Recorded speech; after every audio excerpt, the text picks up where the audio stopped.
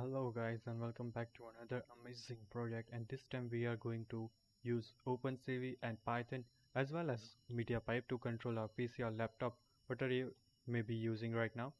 In this video we are demonstrating custom gesture detection using MediaPipe and OpenCV, like brightness and volume control. Okay, so let's not bore you with the chit chat and show you the detector and its live performance. So okay, here we are with our main GUI application, and let's run our application and show you how it actually works. Okay, so this is the live input directly from my laptop's camera, and so this is detecting my palm as well as the hand. And let's see some functionalities of this project.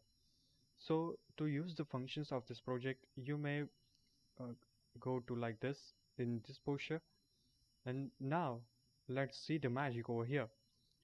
So as you can see right now, the brightness is increasing. So let me decrease it first and then show you. Okay, it's decreasing, it's minimal right now. Okay, this is the maximum one. So you may be thinking that, Malay, this is only the brightness one, you told about volume also. Okay, this is the volume one. As you can see, the volume is also increased, it has decreased brightness. And then you may be thinking that, okay, can we do that simultaneously too? Okay, let me show you that also. So here we are on the top, and let me show you how it does. Okay, let me use another hand.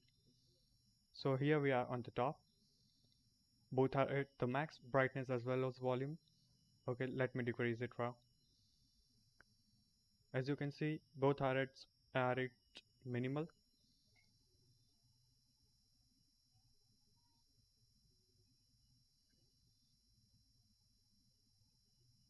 So this is my project, and you may be thinking that, Malay, how that application just closed randomly. So that was not the randomly closed application, or it was not been crashed. Let me show you how that works. So over here we were continuing with our project, and we were discussing about how to close the application.